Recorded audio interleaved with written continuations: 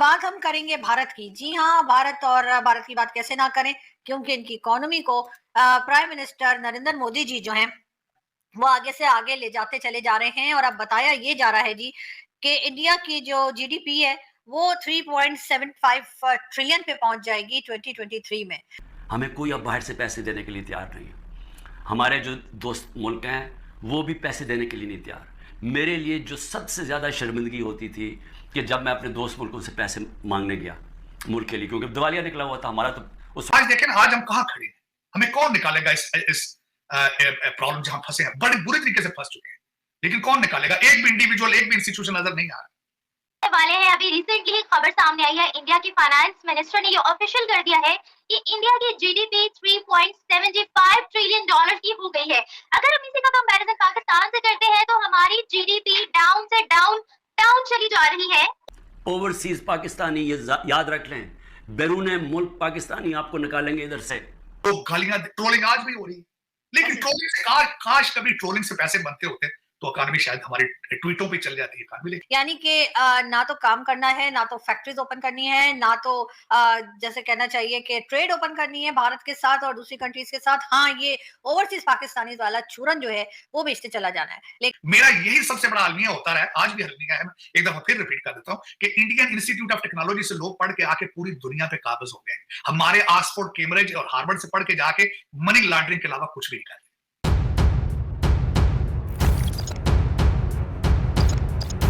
तो नमस्कार दोस्तों, जय हिंद। स्वागत है आपका पाकिस्तानी मीडिया जुड़ी एक और फ्रेश और मजेदार वीडियो में। तो दोस्तों, भारतीय इकोनॉमी ने 2023 में बड़ा रिकॉर्ड कायम किया है। देश की ग्रोस डोमेस्टिक प्रोडक्ट जीडीपी ने 3.75 ट्रिलियन डॉलर के स्तर को छू लिया है। इस बारे में वित्त मंत्री निर्मला सीतारमण की ऑफिस ने ट्वीट करके जानकारी दी है।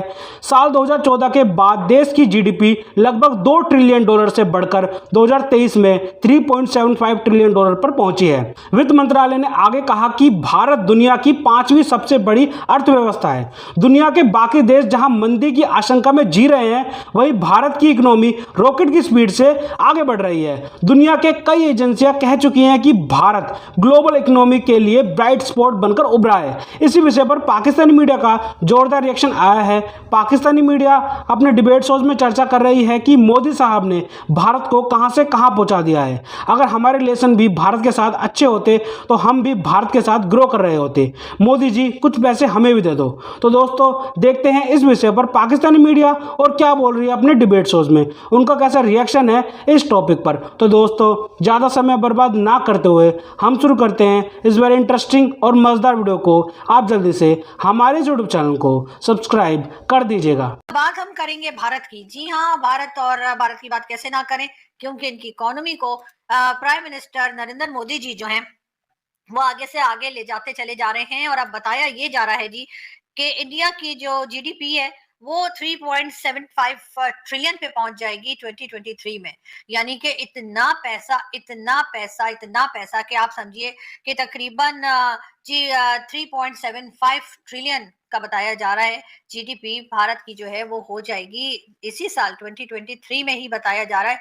मगर सोचने वाली बात ये है कि इतना पैसा लेकर करेंगे क्या, और इतना पैसा जो मोदी जी ने जमा करके रखा होगा उसको खर्चा कहाँ करेंगे। लेकिन बहरहाल देखते हैं कि आगे क्या होता है। हो सकता है कुछ हमारे हत्थे भी चढ़ जाए, कुछ हमें भी मिल जाए, इसलिए कि बहरहाल हमें जरूरत तो है, लेकिन मोदी जी इस तरफ देख नहीं रहे हैं या ध्यान नहीं दे रहे हैं। हो सकता है थोड़े से बिजी हैं, अभी अमेरिका का विजिट भी होना रहता है ना उनका, तो हो सकता है उसके बाद कुछ सोचें वो हमारे बारे में, मगर सोच लेना चाहिए। खैर, वो छोड़िए, हम आपको एक वीडियो दिखाते हैं। मेरी आखिर में बात सुन लें, एक ही तरह हम निकलेंगे। हमें कोई अब बाहर से पैसे देने के लिए तैयार नहीं है। हमारे जो दोस्त मुल्क हैं वो भी पैसे देने के लिए नहीं तैयार। मेरे लिए जो सबसे ज़्यादा शर्मिंदगी होती थी कि जब मैं अपने दोस्त मुल्कों से पैसे मांगने गया मुल्क के लिए, क्योंकि दिवालिया निकला हुआ था हमारा। तो उस वक्त मुल्क हमारे पास तो सबसे बड़ा बैरूनी खसारा छोड़ के गए थे ये नून लीग वाले, ये इसाकदार। तो उनसे पैसा मांगना सबसे शर्मिंदगी थी। अब कैसे निकलना है मैं आपको बताता हूँ कैसे निकलना है। इसमें एक सोर्स है, ओवरसीज पाकिस्तानी ये याद रख लें, बैरून मुल्क पाकिस्तानी आपको निकालेंगे इधर से। और बैरून मुल्क पाकिस्तानी कैसे निकालेंगे, मैंने फिर से आपको कहता हूं कि 16,000 पाकिस्तानी अमेरिकन डॉक्टर्स, उनकी नेटवर्थ 200 अरब डॉलर है। हम IMF से 6 अरब डॉलर के पीछे उनके मिन्नतें कर रहे हैं कि किसी तरह दे दें हमें। 200 अरब डॉलर उनकी है, ये सिर्फ 16,000 है। 1 करोड़ बाहर पाकिस्तानी बैठा हुआ है। अगर हम किसी तरह उनकी इन्वेस्टमेंट लें, वो या सरमायाकारी शुरू कर दें, बजाय दुबई में करने में और दुनिया में और मुल्कों में कर रहे हैं, अगर वो सरमायाकारी शुरू कर दें, आप यकीन करें ये मुल्क इतनी तेज़ी से उठ सकता है, क्योंकि डॉलर अंदर आने शुरू होंगे, नौकरियां मिल, और वो आना शुरू हो गया था। जी, तो ये थे इमरान खान साहब जो कि बार-बार बता रहे थे कि जी एक बार फिर वही चूरन जो इमरान खान ने अपनी गवर्नमेंट आने से पहले खिलाया था लोगों को कि जी ओवरसीज़ पाकिस्तानीज़ जो हैं वो मुल्क में पैसा भेजेंगे और उस ओवरसीज़ पाकिस्तानीज़ के पैसे से हम मुल्क के सारे प्रॉब्लम सॉल्व कर लेंगे। यानी कि ना तो काम करना है, ना तो फैक्ट्रीज़ ओपन करनी है, ना तो जैसे कहना चाहिए कि ट्रेड ओपन करनी है भारत के साथ और दूसरी कंट्रीज़ के साथ। हाँ, ये ओवरसीज़ पाकिस्तानीज़ वाला चूरन जो है वो बेचते चला जाना है। लेकिन अब ओवरसीज़ पाकिस्तानीज़ इस चीज़ के लिए तैयार नहीं है और कई ओवरसीज पाकिस्तानी जिनसे मेरी बात होती है उन्होंने भी कहा है कि खान साहब को कहें कि टाटा बाय बाय। और अब रास्ता यही रह गया है कि सबसे पहले तो जैसे बहुत से लोग हमारे भारत से भी कहते हैं कि पाकिस्तान में जो है वो टैलेंट की, पैसे की या किसी चीज की कमी नहीं है, अगर है तो मिसमैनेजमेंट है। तो मिसमैनेजमेंट को ठीक कर लें तो बाकी सारे इश्यू से खुद ही बाहर आ जाएंगे। लेकिन साथ साथ ये भी है कि आपको इंडिया के साथ ट्रेड ओपन करनी पड़ेगी और आपको इसके साथ अपनी कंट्री के अंदर जो फैक्ट्रीज बंद पड़ी हैं, जो पहले काम किया करती थी, उनको दोबारा से स्टार्ट करना पड़ेगा। पाकिस्तान से भी कुछ सामान बनाना पड़ेगा जो आप बाहर भेज सकें। आप तो आप लोगों ने अजीब सी आदत डाली है कि बस जी चाइना से आपने सामान लाना है और चाहे वो जैसा भी हो, महंगा हो, उसकी क्वालिटी चाहे जितनी मर्जी खराब हो, लेकिन वो सामान ला कर आपने यहाँ पर भर दिया है और उसके बाद अपने यहाँ के लोगों को आपने कर दिया है जी बेरोजगार। इंडियन मूवीज आया करती थी एक जमाने में, बहुत ज्यादा पुरानी बात नहीं है लेकिन कुछ साल पहले तक इंडियन मूवीज आया करती थी। उससे हमारे यहाँ के जो थिएटर्स हैं, यानी कि जो सिनेमा हॉल्स हैं, वो बच गए थे। उसमें बहुत से लोगों को जॉब्स मिल गई थी। ये भी कहा जा रहा था कि जी जैसे इंडियन मूवीज आती हैं और लगती हैं तो जाहिर है ऑडियंस हमारी तो हमेशा से ही शौकीन है कि फिल्में देखने की और इंडियन मूवीज को भी बहुत देखा जाता है। तो वो आपने सिलसिला भी आपने रोक दिया और कहा कि नहीं जी इंडियन मूवीज नहीं आ सकती, क्योंकि इंडिया के साथ तो हमारा 36 का आंकड़ा है। लेकिन उससे हुआ क्या, यही हरकतें और यही नफरतें लेते लेते आपने उन बेचारों को भी बेरोजगार कर दिया जो सिनेमा हॉल से थोड़ी बहुत अपना घर चला रहे थे।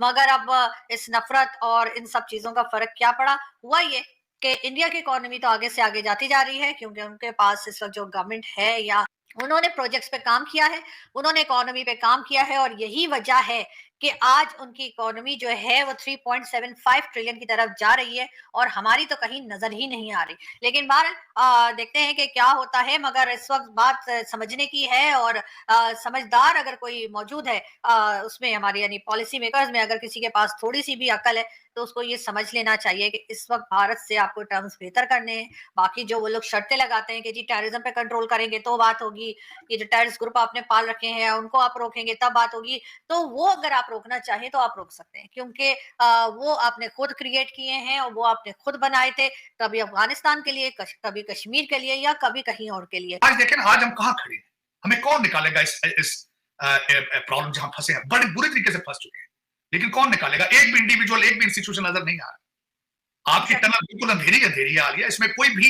देखा जाए, अगर आपकी जुडिशरी तबाह है, आपका लोगों का इत्मीनान उठ चुका है एस्टैब्लिशमेंट से, लोग गालियां, ट्रोलिंग आज भी हो रही है, लेकिन ट्रोलिंग से काश कभी ट्रोलिंग से पैसे बनते होते तो इकॉनमी शायद हमारी ट्वीटों पे चल जाती है इकॉनमी। लेकिन इसमें अफसोस की बात यह है कि इंडस्ट्री के ऊपर आज भी देखें, एक ऑक्सफोर्ड ग्रेजुएट है, उसके पास कोई इकोनॉमिक फार्मूला नहीं है पाकिस्तान के लिए, अफसोस के साथ। और दूसरी पार्टियां तो खैर वो वैसे ही लाइल्म है, वो तो वैसे ही उनको तो पता ही नहीं इकोनॉमी किस चीज का नाम है। लेकिन पढ़े वो भी सारे ऑक्सफोर्ड और हार्वर्ड से, मैं ये बता रहा हूं। आपके इस वक्त जो गाड़ी चलाने वाले सारे फॉरेन क्वालिफाइड। मेरा यही सबसे बड़ा अलमिया होता रहा है, आज भी अलमिया है। मैं एक दफा फिर रिपीट कर देता हूं कि इंडियन इंस्टीट्यूट ऑफ टेक्नोलॉजी से लोग पढ़ के आके पूरी दुनिया पे काबिज हो गए। हमारे ऑक्सफोर्ड, कैम्ब्रिज और हार्वर्ड से पढ़ के जाके मनी लॉन्ड्रिंग के अलावा कुछ भी नहीं कर। फिर मेरे जैसा बंदा उस पर चीखे ना तो क्या करे, क्योंकि आपकी जुडिशरी के इस वक्त सुप्रीम कोर्ट के जितने जजेस हैं सारे बाहर के पड़े।